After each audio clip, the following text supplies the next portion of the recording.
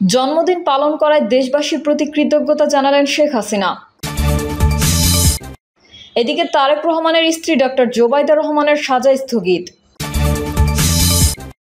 জানাবো ছেলের কোন আশ্বাসে কিসের শঙ্কায় দেশ ছাড়তে রাজি হন শেখ হাসিনা।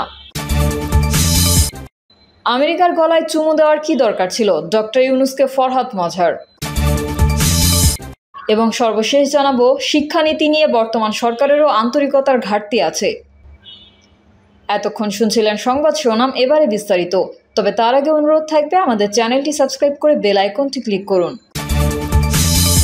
জন্মদিন পালন করায় দেশবাসীর প্রতি কৃতজ্ঞতা জানালেন শেখ হাসিনা। জন্মদিন পালন করায় দলীয় নেতাকর্মী সহ দেশবাসীর প্রতি কৃতজ্ঞতা জানিয়েছেন আওয়ামী লীগ সভাপতি ও সাবেক প্রধানমন্ত্রী শেখ হাসিনা। বিবৃতিতে বলা হয়, বাংলাদেশ আপামর জনসাধারণ ও দলীয় নেতাকর্মীরা এই কঠিন সময়েও শত প্রতিকূলতা ডিঙিয়ে এবং বাধা বিপত্তি উপেক্ষা করে স্বতঃস্ফূর্তভাবে বাংলাদেশ আওয়ামী লীগ সভাপতি বঙ্গবন্ধু কন্যা শেখ হাসিনার জন্মদিন পালন করায় সবার প্রতি তিনি আন্তরিক ধন্যবাদ ও কৃতজ্ঞতা জ্ঞাপন করেছেন। দেশের বিভিন্ন স্থানে তার জন্মদিন পালনকালে বাধা প্রদান করা সত্ত্বেও কেউ পিছপা হয়নি। বিবৃতিতে আরও বলা হয়, তার প্রতি দেশের জনগণের এই অকৃত্রিম ভালোবাসা ও মমতায় তিনি অত্যন্ত আবেগপ্লুত হয়ে পড়েন এবং বাংলাদেশের জনগণের কল্যাণে বরাবরের ন্যায় নিজের জীবন উৎসর্গ করার দৃঢ় প্রত্যয় ব্যক্ত করেন। তিনি আরও বলেন, খুব দ্রুতই এই আধার কেটে যাবে এবং বাংলাদেশের জনগণকে শক্তি ও সাহস নিয়ে ঐক্যবদ্ধ থাকতে হবে। বঙ্গবন্ধু কন্যা জননেত্রী শেখ হাসিনা দেশবাসী এবং দলীয় নেতাকর্মীদের জন্য পরম করুণাময় আল্লাহ তাআলার নিকট দোয়া প্রার্থনা করেন। তারেক রহমানের স্ত্রী ডক্টর জোবাইদা রহমানের সাজা স্থগিত। বিএনপির ভারপ্রাপ্ত চেয়ারম্যান তারেক রহমানের স্ত্রী ডক্টর জোবাইদা রহমানকে আদালতের দেওয়া সাজা 1 বছরের জন্য স্থগিত করেছে সরকার। প্রজ্ঞাপনে বলা হয়েছে, ডক্টর জোবাইদা রহমানের সাজা স্থগিতের বিষয়ে দাখিল করা আবেদন এবং আইন, বিচার ও সংসদ বিষয়ক মন্ত্রণালয়ের আইন ও বিচার বিভাগের মতামতের আলোকে ফৌজদারি কার্যবিধির কোডে প্রদত্ত ক্ষমতা বলে আদালতে আত্মসমর্পণ করে আপিল দায়েরের শর্তে 1 বছরের জন্য রাষ্ট্রপতির আদেশক্রমে সাজা স্থগিত করা হলো। এর আগে গত বছরের 2রা আগস্ট আয় বহির্ভূত সম্পদ অর্জনের অভিযোগে বিএনপির ভারপ্রাপ্ত চেয়ারম্যান তারেক রহমানের 9 বছর ও তার স্ত্রী জোবাইদা রহমানের 3 বছরের কারাদণ্ড দেন আদালত। একই সঙ্গে আদালত তারেকের আয়ের বহির্ভূত 2,74,93,087 টাকার সম্পদ রাষ্ট্রের অনুকূলে বাজেয়াপ্ত করার আদেশ দিয়েছেন। তাছাড়া তারেককে 3 কোটি টাকা ও জুবাইদাকে 35 লাখ টাকা অর্থদণ্ড করা হয়েছে। ছেলের কোন আশ্বাসে কিসের শঙ্কায় দেশ ছাড়তে রাজি হন শেখ হাসিনা। সাবেক প্রধানমন্ত্রীর পদত্যাগ করে দেশ ছেড়ে যাওয়ার বিষয়ে তার ছেলে সজীব ওয়াজেদ জয় বলেন, তিনি দেশ ছাড়তে রাজি ছিলেন না। দেশ ছাড়ার বিষয়ে তাকে জোর করা হয়েছে। পদত্যাগের আগের দিনও আওয়ামী লীগের মাঠ পর্যায়ের নেতাকর্মীরা জানতেন না শেখ হাসিনা আরও কঠোর অবস্থান নিতে যাচ্ছেন। পুলিশ বাহিনীরও ধারণা ছিল না পদত্যাগের সিদ্ধান্ত নিতে পারেন তিনি।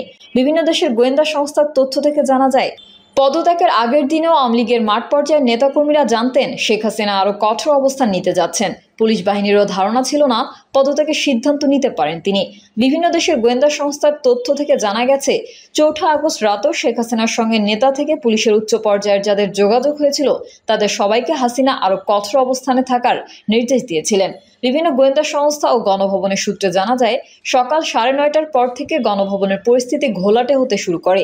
3 বাহিনীর প্রধান এবং পুলিশের আইজির সঙ্গে বৈঠকে শেখ হাসিনাকে দেশের বাস্তব চিত্র বোঝানো হলেও তিনি পদত্যাগ করবেন না বলে নিজের অবস্থানে অনড় থাকেন। সাবেক প্রধানমন্ত্রীর বোন শেখ রেহানা বলেও তাকে পদত্যাগের সিদ্ধান্ত গ্রহণে রাজি করাতে পারেনি। এই অবস্থায় উচ্চপদস্থ কর্মকর্তারা শেখ হাসিনার ছেলে সজীব ওয়াজেদ জয়কে ফোন করে পুরো ব্যাপারটি বুঝিয়ে বলেন। জয় নিজেও শুরুতে পদত্যাগে রাজি ছিলেন না, তবে শেখ হাসিনার জীবনের নিরাপত্তা দেওয়া সম্ভব হবে না এবং বড় রকমের মৃত্যু ঝুঁকি আছে এমন পরিস্থিতি জয়ের সামনে তুলে ধরা হলে তিনি শেখ হাসিনার সঙ্গে পদত্যাগের বিষয়ে আলাপে রাজি হন। জানা যায়, জয়ের সঙ্গে হাসিনার 10 মিনিটের মতো ফোন আলাপ হয়। ওই ফোন আলাপে জয় হাসিনাকে বোঝান যে এই মুহূর্তে গণভবনে থাকা তার জন্য নিরাপদ নয়। আপাতত গণভবন থেকে ভারতের উদ্দেশ্যে যাওয়ার পরামর্শ দেন তিনি। আওয়ামী লীগের হাতে টিকে থাকার শেষ দান ছিল ভারতের সহায়তা। শেখ হাসিনা ভারতে আশ্রয় নিলে সেখান থেকে তিনি পুনরায় দেশে ফিরে আসতে বা রাজনীতিতে সক্রিয় হতে পারবেন এমন আশ্বাসে এবং বেঁচে না থাকলে আওয়ামী লীগের আপাতত হাল ধরার আর কেউ থাকবে না এমন শঙ্কায় ছেলের কথায় পদত্যাগে রাজি হন শেখ হাসিনা। পদত্যাগের আগে হাসিনা দেশবাসীর উদ্দেশ্যে ভাষণ রেকর্ড করতে চেয়েছিলেন। জয়ের পরামর্শে হাসিনা শেষবারের মতো জাতির উদ্দেশ্যে ভাষণ দিতে চেয়েছিলেন। তবে ততক্ষণে ছাত্র জনতা গণভবনের কাছাকাছি চলে এসেছে এমন তথ্যের ভিত্তিতে ভাষণ রেকর্ডের সময়ও পাননি সাবেক প্রধানমন্ত্রী। আমেরিকার গলায় চুমু দেওয়ার কি দরকার ছিল? ডক্টর ইউনূসকে ফরহাদ মজহার। যুক্তরাষ্ট্র দেশে দেশে গিয়ে যুদ্ধ করে, আগে শুধু ইউরোপে ছিল, এখন এখানেও আসবে, বাংলাদেশেও আসবে, যুদ্ধ করবে। আপনারা কি যুদ্ধ করতে প্রস্তুত? আপনারা তৈরি তো? প্রশ্ন রেখেছেন কবি ও চিন্তিক ফরহাদ মজহার। ফরহাদ মজহার বলেন, বিল ক্লিন্টন সৌদি আরবকে সমর্থন দেওয়ায় ইয়েমেনের মানুষ না খেয়ে মারা গেছে। জাতিসংঘে ইসরায়েলকে সাপোর্ট দিয়েছে এই যুদ্ধবাজ। দেশে দেশে যুদ্ধ করে আফ্রিকা, ল্যাটিন আমেরিকা, আফগানিস্তান সহ দেশগুলোকে ধ্বংস করে দিচ্ছে। বিশেষ করে গরিব মুসলিম দেশগুলোকে ধ্বংস করেছে। তিনি তাদের সঙ্গে আলিঙ্গন করেন, তাদের গলায় চুমু দিচ্ছেন। এটা কি দরকার ছিল? তিনি বলেন, আমি মাজার ভাঙা বিরোধী আন্দোলনে ছিলাম। এটি ফৌজদারি অপরাধ। মুসলিমের পক্ষে দাঁড়িয়েছি। এটা আমাদের ধর্ম আমাদের শিখিয়েছে, আমাদের নবী এটি আমাদের শিখিয়েছেন। ফরহাদ মজহার আরও বলেন, আমি 2013 সালে হেফাজতের পক্ষে দাঁড়িয়েছি, নিঃশর্তে দাঁড়িয়েছি। কেন গিয়েছিলাম? কারণ আমরা সত্যের পক্ষে। আমাদের বাংলাদেশের সবার অধিকার রয়েছে। আপনি ইসলামপন্থী হতে পারেন, আপনি কমিউনিস্ট হতে পারেন, আপনি আস্তিক হতে পারেন, নাস্তিক হতে পারেন।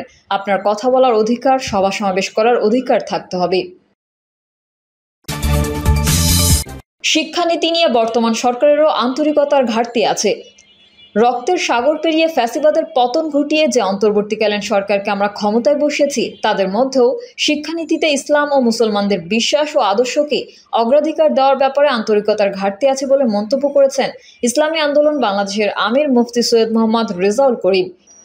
তিনি বলেন, স্বৈরাচার বিরোধী আন্দোলনে ইসলামী আন্দোলন বাংলাদেশ ও তার অঙ্গ সংগঠনসমূহের ভূমিকা ছিল অনন্য। এছাড়াও এই আন্দোলনে 73 জন হাফেজ আলেম শহীদ হয়েছেন এবং আহত হয়েছেন শতাধিক। সুতরাং আলেম ওলামারা এই দেশের সত্য ও ন্যায়ের পক্ষে সবসময় সজাগ ছিলেন। মুফতি সৈয়দ মোহাম্মদ রেজাউল করিম বলেন, বিগত আওয়ামী লীগ সরকার এই দেশের নয় বরং বিদেশি দালাল সরকারের হিসেবে শিক্ষানীতি সহ বিভিন্ন সেক্টরে দেশ ও ধর্মবিরোধী এজেন্ডা বাস্তবায়ন করেছিল। কিন্তু দুঃখজনক বাস্তবতা হলো, রক্তের সাগর পেরিয়ে ফ্যাসিবাদের পতন ঘটিয়ে যে অন্তর্বর্তীকালীন সরকারকে আমরা ক্ষমতায় বসিয়েছি, তাদের মধ্যে শিক্ষানীতিতে ইসলাম ও মুসলমানদের বিশ্বাস ও আদর্শকে অগ্রাধিকার দেওয়ার ব্যাপারে আন্তরিকতার ঘাটতি আছে। তিনি বলেন, ইসলামী আন্দোলন বাংলাদেশের জন্য দেশের রাজনৈতিক মাঠ এখন যথেষ্ট উর্বর। এদেশের মানুষ ইসলামী আন্দোলন বাংলাদেশের কার্যক্রমকে পর্যবেক্ষণ করে সন্তুষ্ট হয়েছে। আগামীতে তারা ইসলামী আন্দোলন বাংলাদেশকে ক্ষমতার ভার অর্পণ করতে চায়। ঐক্যের ব্যাপারে তিনি বলেন, জন্ম থেকে ইসলামী আন্দোলন বাংলাদেশের ঐক্যকামী দল। আমাদের মরহুম আমির শায়েখ সৈয়দ ফজলুল করিম রহমান ঐক্যের ব্যাপারে অধীর আগ্রহী ছিলেন। তিনি বিভিন্ন সংগঠনের নেতৃবৃন্দের কাছে গিয়ে ঐক্য ও সম্প্রীতির বাণী ছড়িয়ে গেছেন আমৃত্যু। আমরাও সেই পথ ধরে ঐক্যের বার্তা দিয়ে যাচ্ছি। প্রিয় দর্শক, এই ছিল এখনকার সর্বশেষ সংবাদ। আপডেট সংবাদ পেতে চ্যানেলটি সাবস্ক্রাইব করে বেল আইকনটি ক্লিক করুন। কমেন্টে আপনার মতামত জানিয়ে আমাদের সাথেই থাকুন। ধন্যবাদ সবাইকে। আল্লাহ হাফেজ।